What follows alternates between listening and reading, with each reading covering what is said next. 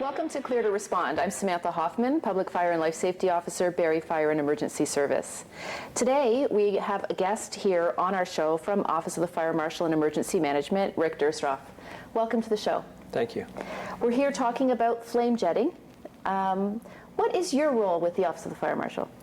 Well, I work in fire investigation services, so I deal with fire investigations throughout the province. Specifically, I deal with mostly fire safety issues. And we have a big fire safety issue when it comes to these fire pots and flame jetting. And your office made a really spectacular video. What do you think if we watch the video and then come back and talk about it, just so our viewers have an idea of what exactly we're going to be talking about over the next half hour? Sure. And if we can just throw to the video, please.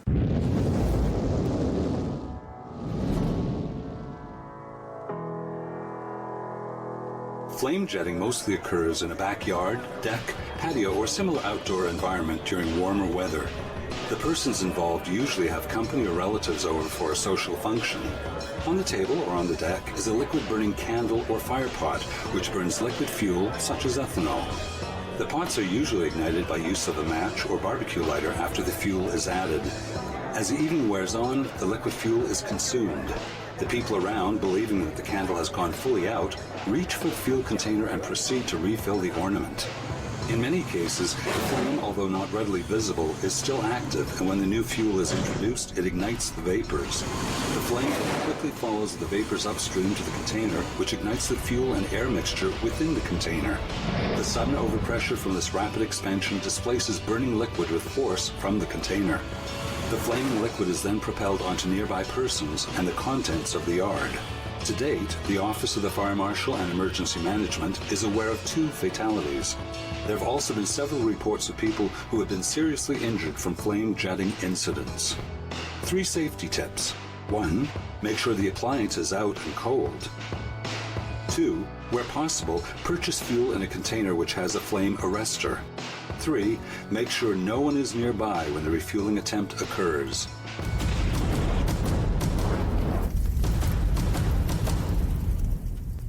Wow. That is very frightening. It is, and it happens all too frequently. So we need to make sure the message gets out that if people are going to be using these types of devices, that they need to use them safely. So maybe you can explain, I know the video talked about flame jetting, but what exactly is it?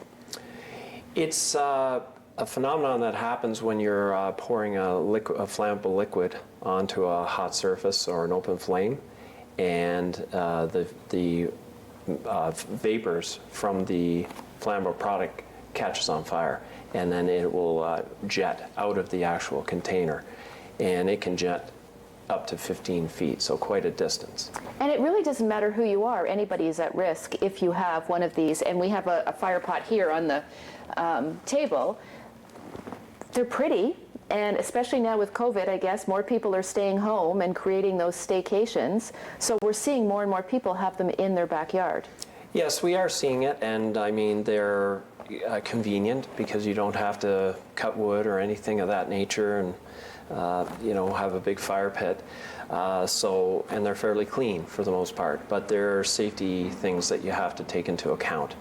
And the majority of the safety, almost all of the injuries result as it's being refueled. So that's what we want to make sure we get across to people, that when you're refueling these particular fireplaces, that you make sure that the flame is completely out and that it's been sitting for quite some time so that it's completely cooled off. So because this will still ignite even if it's hot. So even if the flame is out, it still can ignite if it's hot. So one of the words that's sticking with me that you said is clean. It burns clean. Yes. So that's why people. And another way of thinking that it burns clean is it burns invisible. That's correct, and that's another thing that I want to make sure people understand, that these flames, are very difficult to see. especially in certain lighting conditions. So let's look at, sorry to interrupt you, but maybe we can look at this a little bit more. So if somebody doesn't know how it works, like you could look at this, and I don't know if you can see that with the camera, but there's no wick, there isn't anything to light. So you're actually putting a fuel inside this to light it on fire. So it goes right in this. Yeah, it goes in the reservoir or container. It's not a lot of fuel. No, it's not a lot of fuel, and it's even, the flame is actually more difficult to see when you have less fuel, because the flame won't actually be that high, so it might be burning in here, and you might not see it thinking it's empty, and go to refuel it, and there's still an open flame going. So tell me, what kind of fuel would people use in this? People use ethanol or methanol in those types of containers. They're both very similar products. I brought 2 of them here with me. We just did some testing with some field testing with both these products, and I had them both lit. Mind you, we were outside, and the only way I could actually tell if the flame was going is I held a piece of paper over top of it, so to see if it would ignite. And so how would you know the difference between methanol and ethanol? Well, the packaging is almost exactly the same, so you can't really tell the difference. I mean, they do have different colors. The methanol has a little bit of a blue tinge to it, but that's, again, just a product from this certain company here. The ethanol will give you a slightly brighter flame. So as a consumer, if I was a consumer, is there a reason I would buy one over the other? It's a personal choice. Okay. I mean, the ethanol is more of a natural-based product from fermentation of crops, and the methanol is a synthetic material. So I recognize these from my fondue set. So people, going back to burning clean, people bring these in their houses. Yes, absolutely, all the time. And there are even fire bowls or fireplaces that are ethanol fueled. Are you seeing fires inside homes from this, or injuries? Well, the majority of them do occur outside. People are having social gatherings, or there's a family gathering, and that's why we have not just a single injury, for example. We'll have a multitude of injuries because they're in close proximity to the fire. So maybe we can actually light them on fire and see if we can get a visual to see if there are any flames. So we will just, we do need to go to a commercial break, so maybe we'll get ready to light them on fire. Now, can you lift these, so is it okay if I show these to the camera? So these ones are actually like a gel. It's a gel. But you can also get liquid form, can't you? Yes, most of the incidents occur with the liquid format when they're actually refueling the fireplace. These ones are a little safer product because they're a gel, so they're not going to spill on you, and you know that they give off less vapors. I've actually seen people, though, refill the gel containers with liquid ethanol. Yeah, there's all sorts of things that occur. That people are doing. Okay, well, we're going to take a break. When we come back from our break, we're going to light these so that you can actually see the difference between ethanol and methanol, and actually if you can see it. So make sure you come back after the break.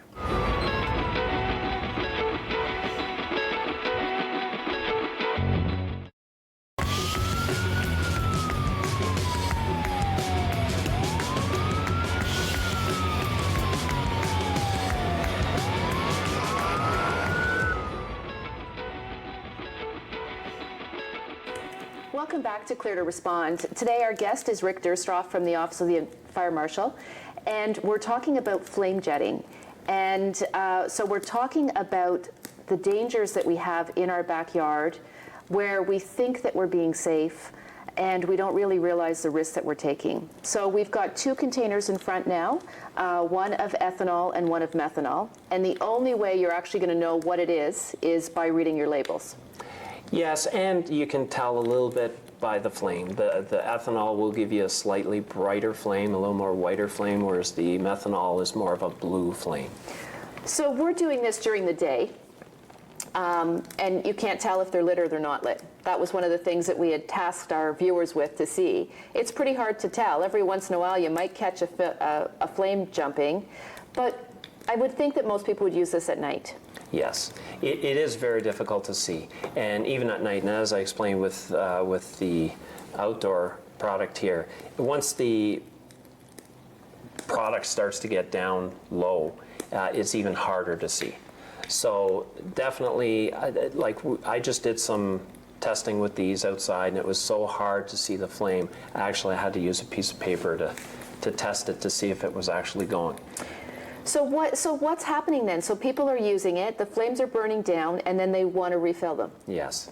So maybe you can explain that process to us. So what happens is they assume or think that the flame is out or it's out of fuel, and they want to refuel it.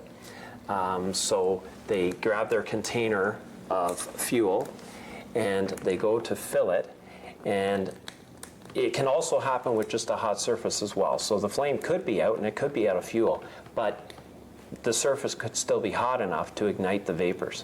So they'll go to refuel it, and it'll actually ignite and go back to the container, and then the fuel will shoot out, the vapors will shoot out, and it can injure people in close proximity. And we actually had exactly what you just described happen in our city last summer. Mm-hmm. It was a social gathering. There were 6 people sitting around. The person went to fill the fire pot. Same thing, the flame jetting, and then in their panic, because they weren't expecting it to happen, they went like this to move around, and when our crews responded, we were responding to 5 or 6 people with serious injuries. Yes, and that seems to be the norm. It's you get multiple injuries because the people are in close proximity. They're at a social gathering or backyard gathering outdoors, and ultimately lots of people get injured because the flame front goes so far. And I would think that it would be upper body injuries because you're sitting, so you're at the height of the flame. So you're getting them right in their face or upper torso. Yes, and absolutely, totally unprotected. So it's fire on skin. And have we seen a lot of these types of fires in the province? Yeah, we've seen an increased amount of these fires and injuries that occur as a result of it. So one of the big things we've recommended is that to make sure that if you're going to refuel it, make sure that you leave it sit for a significant period of time so that it is definitely cold and there's no risk of the hot surface temperature igniting the liquid. And also, if it runs out, and just don't bother refueling it. Just cap it, make sure the cap's on nice and tight, and just leave it. You can refuel it the next time. What I find interesting, because after our incident happened, our crews that responded were really not shaken, but taken aback by the call. And then when we sat around and talked about it in our fire prevention branch, it really hit home because it was something that you could easily see happening in your own home with people that you care about because the flames are so clean and you don't see them. And it was funny because I posted on my own social media and I had friends that have them that say, oh yeah, we're really safe with them. But when I mentioned the significant amount of time being 24 hours, really smart, educated people have said, oh, I don't wait that long. But I guess it all depends on what the pot is made out of, right? Oh, for sure, yes. For retaining the heat? Yeah, everything's going to be a little different. It's going to stay warmer or hotter for a significant period of time, and others will cool really quickly. There's glass ones. There's all different types. So what can they do? I know you talked about that. Is there anything that we can put on that makes it safer when we're filling them? Yes, you can get a container. This one here is from a gasoline container, but a container that contains a flame arrestor. So it will reduce the likelihood of the vapors escaping as you're pouring. So in this container, you can see that there's a little nylon sleeve that goes all the way down into the container. So that actually prevents the vapors from catching on fire? Yes, it does. So what it does is prevents the vapors from actually escaping out the actual container. Oh, okay. So it doesn't prevent the vapors. If they're out and there's a hot surface or there's a flame, it can still ignite. So this significantly reduces the vapors escaping. Do any of the bottles that they sell have spark arrestors on them? Though the refill containers that are just in like a 4-liter jug, they do not have them at this stage. We're trying to get that to be mandatory. I know in the UK it is, correct? I don't know if they've made it yet. I think when I was doing some research just on our own incident, that was one of the things that I noticed, that some of the other countries that have been dealing with it for longer or aware of it longer, they've made it mandatory that you have these spark arresters. We need to take another break, but I would like to talk more about refueling and things that you can do safely and instructions and what people need to know. So when we come back from the break, we're going to talk more about these spark arresters and the steps that you can take to protect your family if you're going to have one of these fire pots.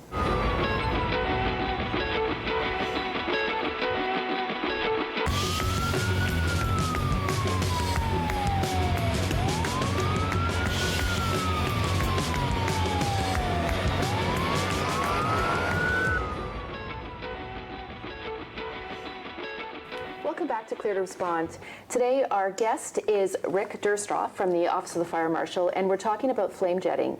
And we've seen with the spark arrestor, we've seen the ethanol and the methanol and how dangerous it is. And people have these in their house as well, sometimes with fondues or even just Sunday brunch. Banquets, yes. Banquets. All over. So it's a serious problem. We've seen lots of injuries. We've had 6 injuries here in Barrie in one incident. I know there's been a couple of fatalities in the province. What if you had to tell our viewers the fire safety tips? What would the most important things that you want them to know? 3 things that you want them to know. The big thing is to read the safety instructions. Follow the safety instructions, which basically say do not refuel it when it's still hot. Because it can still ignite. So I guess it's like, just like you're planning for your party or your social event and you're getting your appetizers and everything ready, have your fire pot, if you're going to have one, have it filled and ready to use, and know that when it's out, you're voted off the island, everyone has to go home? When it's out, just leave it. You know what, don't bother refueling it. It's not worth it. Just let it cool down. You can do it the next day. Okay. Yeah. So you want them to read the label. Mm-hmm. I did notice on one of these labels when I was reading it, and this is still really quite warm, even though we've had the lid on for a while. So I'm picking up from the bottom. I don't dare touch the top. But it does talk about keeping it away from your skin. So if you are lighting it, you might want to have some gloves or safety protect yourself. But it says that if it gets on your clothing, to remove your clothing.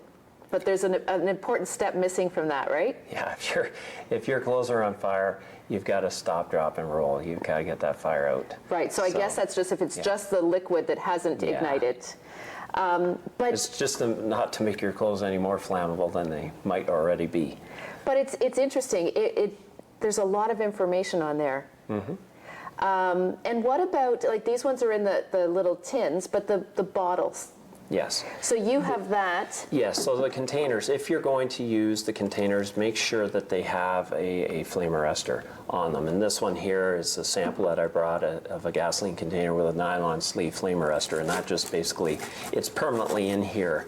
It just goes right down into the actual container, and as you're refueling, it will reduce the likelihood of any vapors escaping, and therefore reduce the risk of flame jetting. So this one is for gasoline, but could you put ethanol in there? You can use the container for whatever you want. I mean, we're trying to get them so that the containers actually that they come in, the products come in, that they have a flame or a spark arrestor in them as well. A lot of them will come with it's just like a wire or mesh over top as well, a little different system than this. And that works as a flame arrestor? For sure, yes. And you'll see them on the older style of gasoline containers as well. So if I'm going out and buying a container like this to refill my fire pot, when I open it, I should see something in there. That'll let me know if it's got a spark arrestor. Similar to a strainer, for example, you'll see that. So that'll reduce the amount of vapors that come out as you're refueling.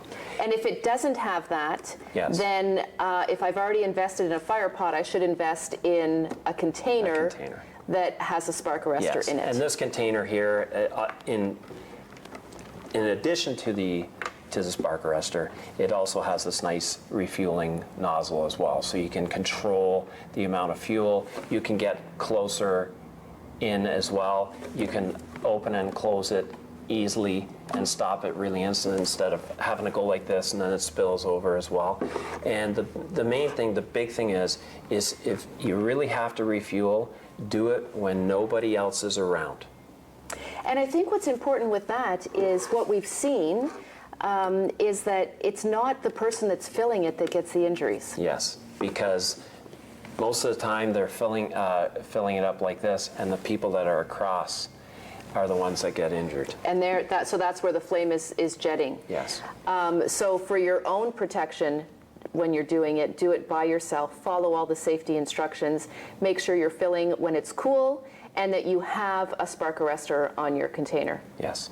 So we've had these turned off now for quite a while, and with the thermal imaging camera, you can see, well, this one is now reading at about 103 degrees Fahrenheit, and this one that has the lid on it is 92 degrees Fahrenheit.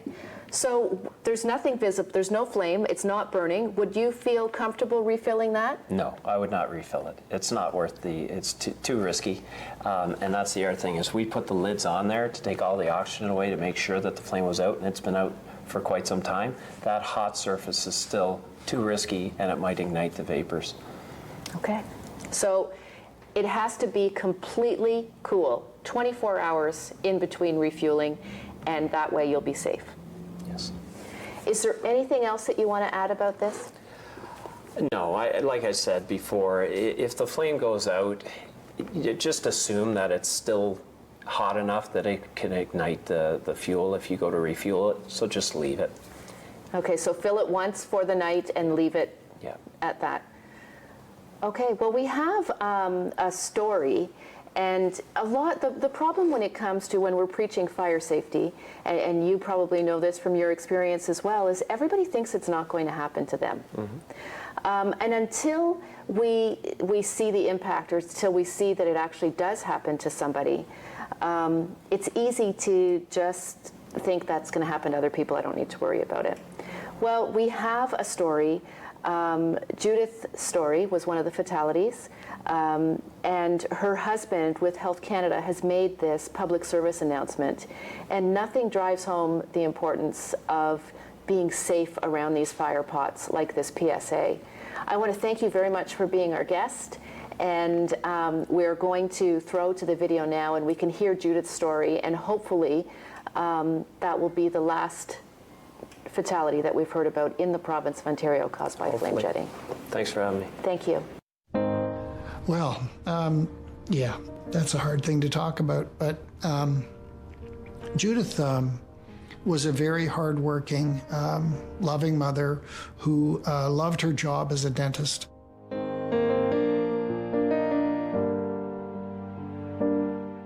There was a terrible big blackout in August. So we walked down to the people's cottage, and there was a flame thing going in the middle because we didn't have any lights because there was no electricity. So this was their only source of light. And so I thought, oh, well, that's kind of pretty. And, you know, that was flaming and looked nice. And there was a huge flash of light and a lot of screaming. They came and got me to say that Judith had been badly injured. Judith was sedated and intubated and taken to Sunnybrook, and became very ill very quickly. She became septic. And what kills burn patients is infection. We had to watch as she quickly deteriorated, and they did a number of things to try to make her better, but nothing would work. There will be times when that thing will still be burning and you won't know that it is because you cannot see the flame. So as you pour it, there's this cloud that you can't see of flammable material in the air, and it draws the flame down into the container that you're holding and pouring. And when it does that, it has nowhere to go but out, and it makes a flamethrower. It is always dangerous to refuel directly into a fire pot if you've not completely extinguished the fire. Well, I can't help Judith, you know, and I don't want anybody else to die. Yeah. Sorry. Yeah, that's a tough one.